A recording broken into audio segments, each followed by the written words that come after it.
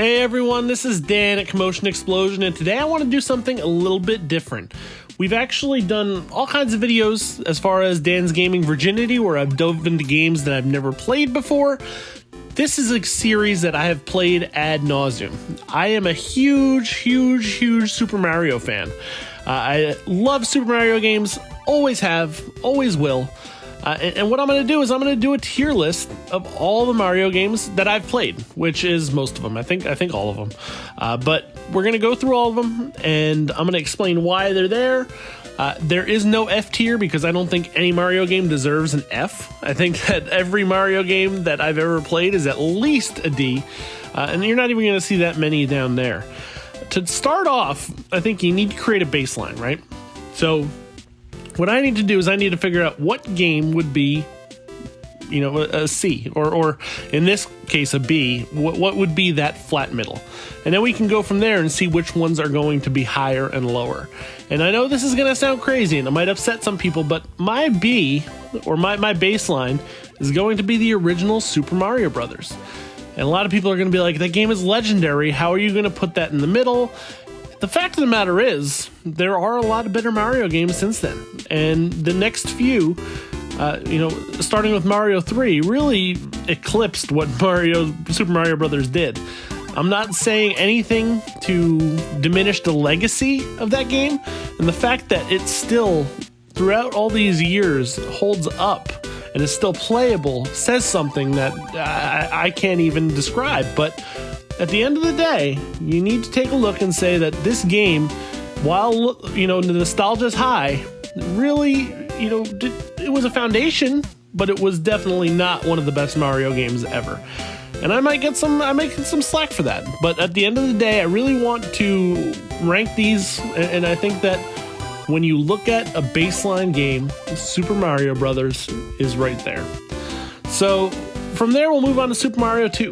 And Super Mario 2, I'm not talking about the Lost Levels, I'm talking about the United States Super Mario 2, which you guys know at this point, it wasn't even a Mario game.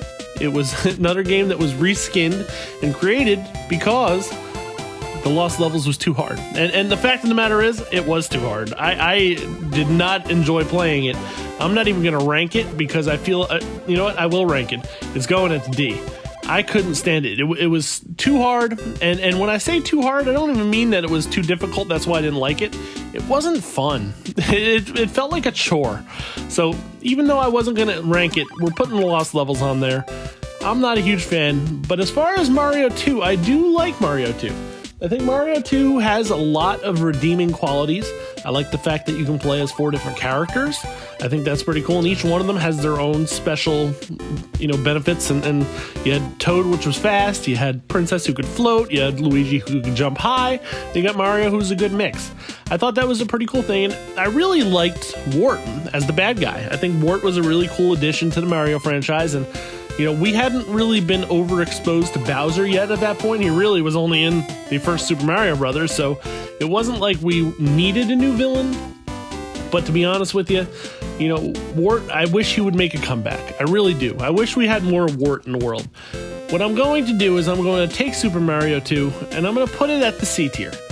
Now, I don't think it's as iconic as Super Mario Brothers, and I think it leaves a lot of room for improvement. I think there were some things in that game that really did well. I loved the boss battles. I thought that was fun. That was really the first Mario with boss battles. In the first Super Mario Brothers, you jumped over Bowser's head, but it wasn't really a boss battle. These ones, you had bosses. You had the Mouser. He was one of my favorites. It had Birdo at the end of every stage. So there was some challenge to it. I think that there was some challenge. So Mario 2, I'm going to put it to C tier. That's not to say it's a bad thing. I think that there are plenty of benefits to Mario 2, which we'll probably discuss in detail as we go through the list. So from there, I want to talk about the Game Boy games real quick, super quick. So I'm not a huge fan of Super Mario Land. Super Mario Land, I'm going to put that at D tier. Now, again, I'm not talking about nostalgia effect. I'm talking about the quality of the overall game. And Mario Land, not really a Mario game. I think that Super Mario Land, it tried, and it really tried to take advantage of that Game Boy hardware, but it really didn't do the job. And then I'm going to go to Mario Land 2, which I'm going to go at the C. It wasn't a bad game. It wasn't a great game. It introduced us to Wario, which I thought was pretty cool. Wario made his first appearance in Super Mario Land 2, 6 golden coins. And, it wasn't bad. They had the bunny ears. It was a cute game, but didn't really do much for the legacy of Super Mario. So now is when we start to move on to the top tier Mario games. My first S for the day is going to be Super Mario 3. Now, I remember when this came out. I remember going to Blockbuster, and you looked for that yellow box, and you hoped it was in stock. And Mario 3 was absolutely epic. I remember playing it for the first time on one of those arcade machines. It was like the multiplay, whatever, and I was blown away. I thought it was fantastic. I thought that there was nothing that was ever going to be better than that now. Obviously, things have changed, but at the time, absolutely awesome. Loved playing in the Tanuki suit. Turning into the statue was always one of my favorite things to do. I loved this game, bar none. It was one of the most fantastic games I had ever played. The frog suit was great. It was just, all the power-ups were cool. You got to meet the Koopa Kids, which was the first time that we saw them. And it really, the airship levels, it changed the game. And that's why when I look at Super Mario Brothers, I had to put it at a B, because Super Mario 3 improved so much on that formula. It's not even close. I can't even compare. So Super Mario Brothers 3, my first S. And you know what? Going up right next to it, I don't think there's any way you can deny, is Super Mario World. Super Mario World, I remember playing the Super Nintendo for the first time in the store and playing the Mario, just the song plays in my head. You guys know exactly what I'm talking about. And it was just so colorful. It was great. You got to meet Yoshi for the first time. There was something about Super Mario World. The only thing that I would complain about with Super Mario World is the cape. And eventually I got the hang of it, but it was hard to master the cape. The cape was pretty tough. But Super Mario World, definitely an S tier Mario game. I don't think, if to be completely honest, I'm going to put that in front of Mario 3. I think right now, up until this point, it was by far the best Super Mario game. Now is when I'm going to get a little bit controversial. So, we move on from there to the N64 and Super Mario 64. And Super Mario 64, I adored when it came out. There were a couple things about it. The camera was a little shoddy, especially looking back, but it was really one of the first 3D games. And you look at what was out at the time, I remember playing Bubsy 3D, and the camera in that was awful. So Mario did a pretty decent job with the camera. You had Lakitu following you around with the camera. It was a pretty cool concept, but the wing hat, not a fan. I don't think that was executed that well, but again, so early in the 3D gaming space that you really can't hold it against it. Where I really, I feel like I'm judging this a little different than most people. I went back and played it. I played it recently. I played it on the 3D All-Stars pack. And I don't think it holds up that well. I remember the controls, and it could be the N64 controller. Maybe that's what I'm struggling with. But the controls were good. I hated a lot of the racing levels and things like that. Not a huge fan. So I'm going to take Mario 64, and I know I'm going to get comments on this one, but I'm putting it at B level. It's a great game. It changed the game, but I think long term that there really wasn't a whole lot of substance there. You got introduced to the hub world. The castle hub world was great. There was a lot that you learned from that game, but I think the later games did it better. And that's the problem. I'm not ranking based on nostalgia. I'm ranking based on best games. And I think Mario 64 has to be in that B tier. I don't think it's an A or an S. And I know I'm going to get a ton of comments, but at the end of the day, I need to stand my ground. I believe that is the case. So this next one is going to blow everybody's mind too. Super Mario Sunshine. When I put that above Mario 64, I know it's going to blow up, but I'm going A tier. I love Super Mario Sunshine. And the fact of the matter is, regardless of, what you think of FLUDD and doing the whole, water spraying, I think that this game really had a beautiful, beautiful, beautiful setting. I love the resort island setting. I love the music. It was very lighthearted. It was very colorful. To me, I went back and played this recently, and it holds up better than it did when it came out. I think it was a little before its time, and I think it got a little bit of an unfair buzz. Is it a little rough around the edges? Yeah. Are the controls as tight as they were on Mario 64? I don't think so. Were they as great as they'd end up being in Galaxy? Absolutely not. But I really do like Mario Sunshine. I think it's a great game.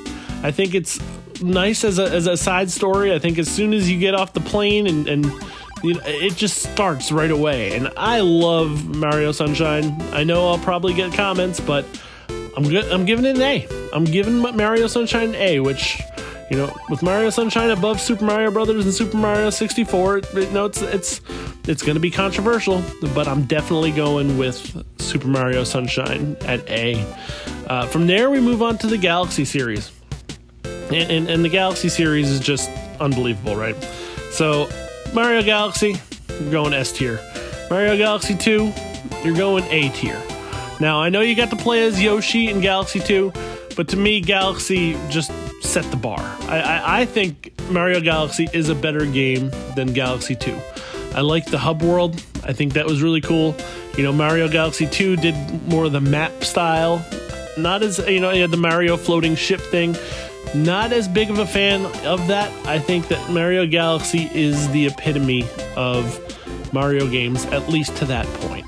Now, the next ones, I'm going to talk about the new Super Mario Brothers games.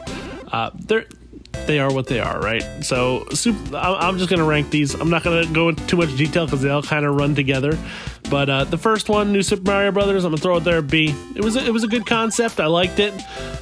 New Super Mario 2, I think, was more of the same. We're going to go to C. New Super Mario Brothers Wii, I'm going C. It didn't really change the game that much. New Mario Brothers U, I'm going to go B. I liked the new addition. I love the cat suit. The cat suit was really cool.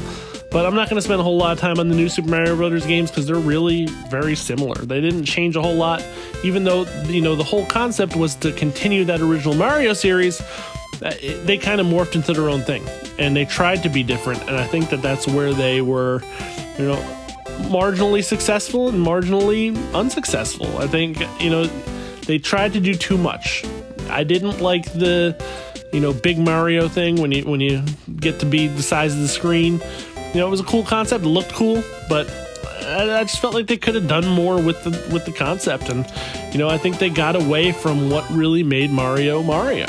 It wasn't as tight as Super Mario 3. And Mario 3 came out in 1990. So over all the years, I think that Mario 3 held up better than the new Super Mario games. And from there, we're going to move on to the 3D games. So Super Mario 3D Land.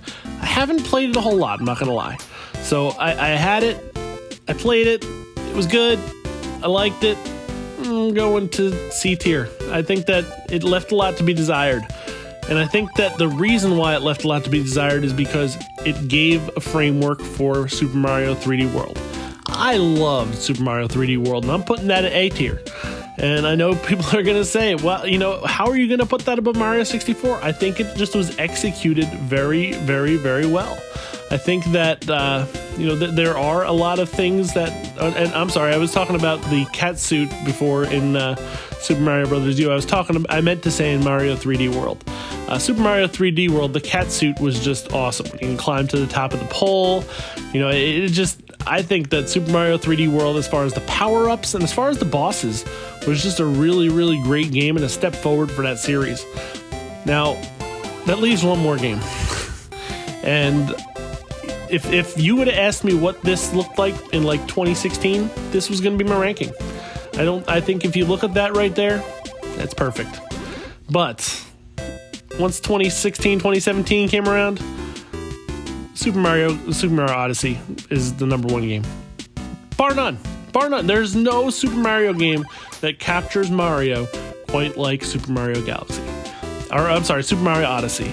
I think that, besides the fact that the game is fun and great, and I loved the city, when you had to go to the city and you had to find the musicians, I thought it was so cool, and they did such a great job of changing the game, giving you big levels, giving you I loved the town it was kind of like the Mexican theme where everybody's wearing ponchos. I thought that was awesome.